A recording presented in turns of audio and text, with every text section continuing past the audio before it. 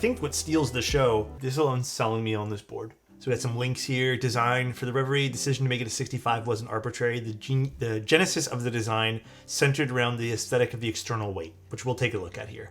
We have a 19 mil front height. Built weight is about 1.5 kilos. They even have the manufacturer here, which is interesting. Standard PCB, which I'm looking at right now. So we have a standard PCB going on. And we have the solderable capabilities. I don't have the solder PCB here. It's nice to see that we have a lot of options on the solder. I'm pretty positive this is a probably an early rendition of this particular PCB, because this one here doesn't have all the spacebar options like it does over there, because it's showing a lot more compatibility with the hot swap PCB on the website. So actually good that we're looking at this first. Pricing sub 350 maybe. I think it's in a few days they might be running the GBM. Aluminum plate. Ooh, it's a nice color. I like this slate gray kind of thing. GB starts on 9/20. Yeah, the 20th. 7U is added after the IC. I see. So this is a early revision. This is a nice color. Ooh. You can see the USB-A slots, USB-C. Very nicely anode. Just about perfect. Yeah, just about perfect everywhere. Little minor blemishes on the prototype on the internals. Some banding I'm seeing, but like, this is so much. I'm being super nitpicky right now. And this is a prototype, like little scratch there, but again, proto unit. I'm not gonna be the first person it reaches, and I'm sure this reached other people. Little cherry lip on the top brim over here. Love that. You know what's crazy? This is one of these designs that I think is just really pretty, that I almost feel like I don't even need to build this keyboard. I'm already sold. Oh, they got something on the inside too. I appreciate that. I'm already sold on this. It's so weird. I like the layout they did. I like how they did this for the internals here. You have USB, which is hidden away. It's recessed down over here. We even have some force brakes that are pre-installed. Well, actually, I don't know if those will be pre-installed. Maybe you have to install them, but looks like perhaps they include them. Everything looks very nicely done. Very thoughtful. And then, so I'm not too familiar with how this mounts. We'll have to look back on the website here. In fact, let's open it back up here. We can now go back up now that we've seen it. I believe the way it mounts is it mounts from these mid pieces. We decided on a top mounting plate, provided the most agreeable type, feel, and sound, especially with polycarb. This will most likely be the default, so we don't have the default here today. So what they're doing is they're using these brackets. Sorry, these things are like, God. I don't know who at Cankeys packed these, but they did an excellent job on wrapping them. All right, as long as I get one undone here. Oh, look, some more like little force brake action going on here on the machined part over here. I like that. Option B was to introduce 2 internal brackets, which are installed once the plate has been screwed in, and then when you are closing the case in the traditional screwless fashion. These parts are also force broken with very soft pour-on gaskets above and below, in order to control the vibronic resonance in those areas of the board. Like, I love the bottom of this thing. This thing looks fantastic. Once we build it up, we'll actually kind of explore the side profile and whatnot, but geez. So it seems like it does vary depending on the price. Starts at $325, which is awesome. It looks like we have Twilight. I'm not gonna lie, Twilight's kind of hot. Eclipse, the black and silver, I don't mind it. It's all right. I don't know. Lunar's all right too. Not my favorite. This is cool. Dusk is really nice. The Dawn's pretty cool too. The Nightcap, also pretty. Oh, Aurora's limited edition. Nightcap uses brass accents, and everything else just uses aluminum accents. Nightcap might be a really fun one to hear the sound profile of. I don't know if those accents would make it different though. This is really nice. 25 units only. Wow. Only 25. That's crazy. That's a very small amount. You guys can start making your jokes now, but these are called Emo Go-Go switches. I have tried a few of them already, and I really like the way they sound. All right, quick little note about the board though. Love the fact that there's no mounting points underneath the spacebar. Although I don't think I've ever seen James do anything out of the ordinary, or I guess out of what usually sounds good when it comes to mounting points. These get put on like this. This is actually quite interesting. These are little brackets that sit. Yeah, yes. Okay, there's a left and a right. And these are going to be what you screw the keyboard into for the bottom frame. We screwed these things in right over here. So there's that little force brake pad. It's a little pour-on strip. I'm going to make the assumption these are probably pre-installed, but if they're not, then probably just a little pad you have to stick on. So I guess my question is, maybe I was wondering, why not just have this part just attached on the bottom as is. Perhaps the reason is just so you can add another level of separation. Maybe this does actually help with isolating some of this top frame a little bit more. I can't say for certain. That would be my assumption there. I don't hate, just so everyone understands, I don't hate these things. I do feel the need to mention them simply because they don't have the longevity as these guys do. But it is the Molex connector. So it has lower rated use cases. I'm going to be honest though. I actually put a few of these to the test the other day because I had another prototype come in that ended up, we didn't end up streaming it, but I wanted to see. I disconnected it like 20 times. It was fine.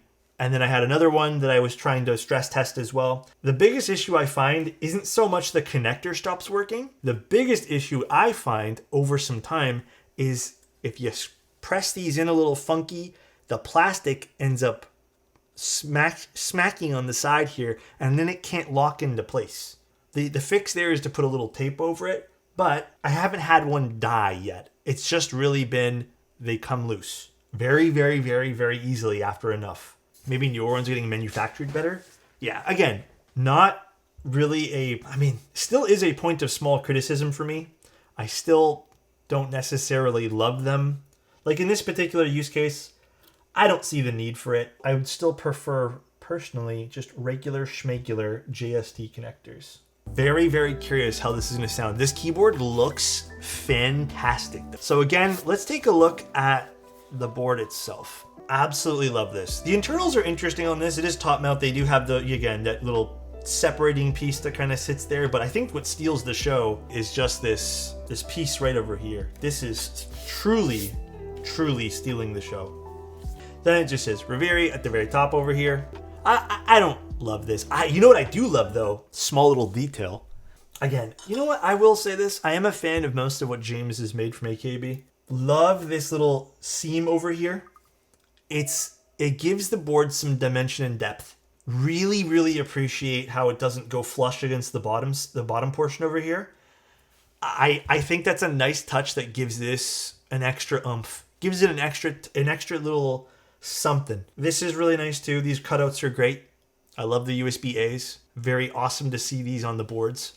Love that. The side profile, again, this didn't have this little bottom trim accent piece with the seam. Would have been kind of your standard side profile. It does have that really nice cherry lip on this. And you can kind of see how it curves in and curves on the other side here too. Really like that. Like that a lot. The feet aren't too tall, which is also good to point out. Another little close-up of the weight here. A little close-up for you guys. Top over here, I would say bezels. Pretty uniform in this case. This is a very personal choice. I prefer thin side bezels, bigger forehead, bigger chin. But I think uniform in terms of what's done here, it works really nicely for this board. Very pretty though. The internals, were no slouch either on how it looked too. So this is so cute. I am very here for this. This is a good combo of things. Very, very pleasant combo of things here. This is an aluminum plate, top mounted. We're using Emo Go-Go switches and then a cherry switch for the space bar here. And GMK keycaps. Yeah, I'm not sold on the space bar right away.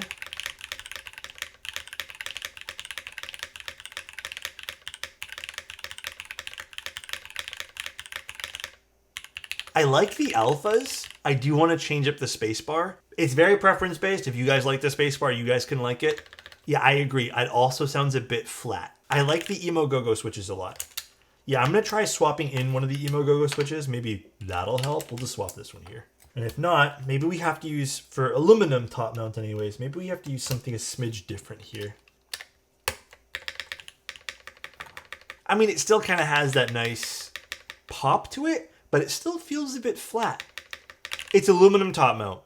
I will say it sounds like aluminum top mount, and I would have probably very much preferred a polycarbonate plate, but let me try some different switches. It does have a bit of a thuddy, like it's almost muddy sounding as well. Let's try an Obscura here actually before we get up and grab stuff.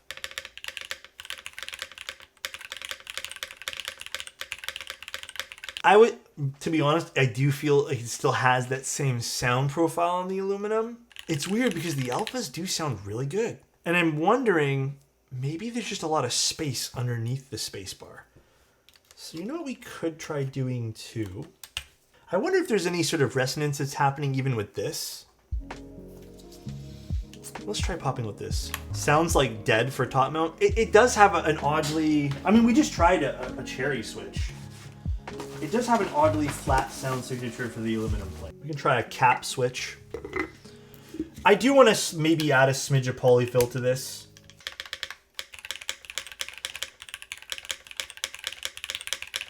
I'm not sold on that. Slightly better, yeah. Let me open this up for a quick second. I want to explore one thing before we go a little further here. Okay, so here's what I'm finding, right? Like, look how good the alphas sound here.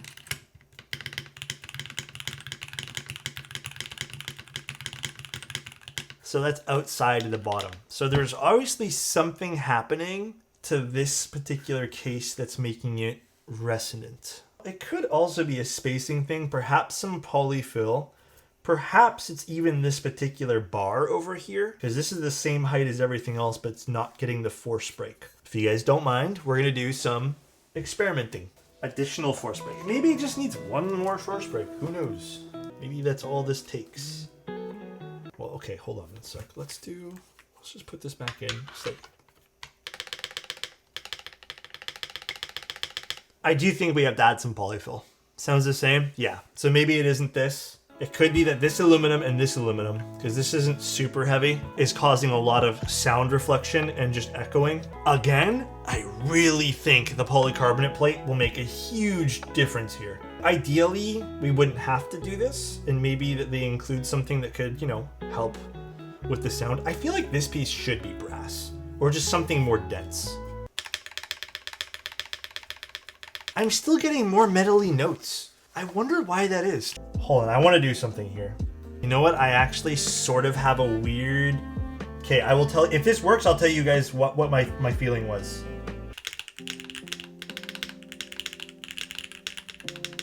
Okay, I have a feeling. I knew... Okay, the moment I put my hand against it, I feel like I felt it, and I'm like, oh, this makes a lot of sense. No, this sounds way better. The pour-on pads, here, let's open this up one more time to show you guys. These pour-on pads are compressing way too much. I don't have a great way to show you guys, but see how deep they can go in? And they're not actually providing any relief of force breaking the parts.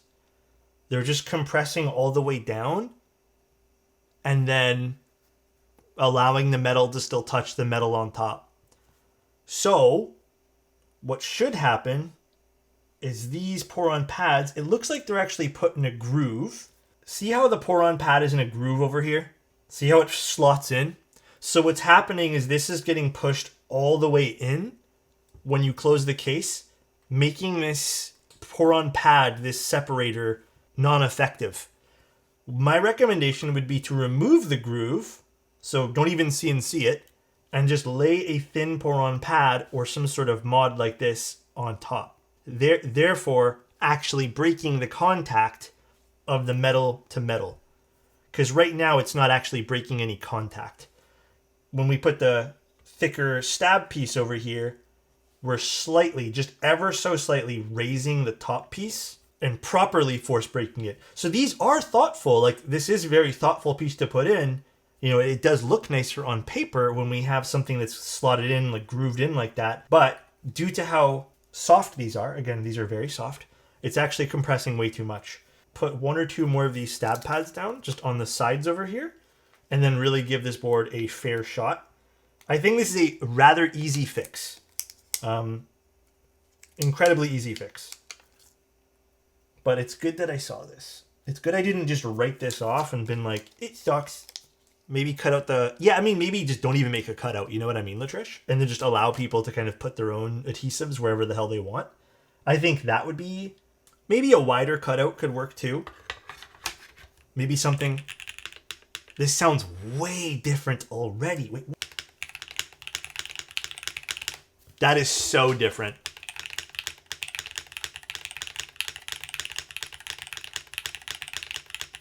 It's really nice. We can put the Nixie back in too now. W product tester. Thanks, man. So much better. Yeah, this sounds really nice now. Bass bar has a lot more slap to it now. I also didn't screw in this one on the space bar.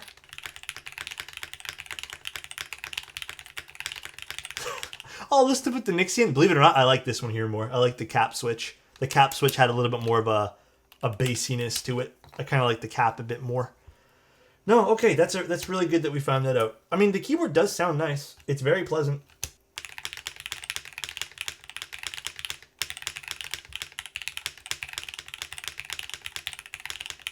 Now it feels, well, not so much feels, it sounds like a top mount aluminum. It sounds really good for a top mount aluminum. Normally, I'm not really into top mount alu. I would still probably prefer this with a PC plate. But you know what? I have no more curry switches, unfortunately. It sounds way more uniform now. Even the alphas have a bit more life. And you know what's funny? I didn't mind the alphas before. No, this sounds way better. I like this a lot more now. Sounds alive now? Yeah. Comfy to type on too. The cherry lip makes a world of difference here. Very happy we got this fixed because this sounds a lot better now. I am super happy with the way this sounds now. Fuck, I need to order more Gator on cap switches. Putting this in the spacebar now just really made me really happy. Yeah, I think overall the board has a lot going for it. Obviously, we need to see that fix done because I don't think these pour-on pads, the way they are now, are cutting it. They're just not doing their jobs. So obviously something there needs to be fixed. Past that, there's not much else I would change about this. This is pretty damn good.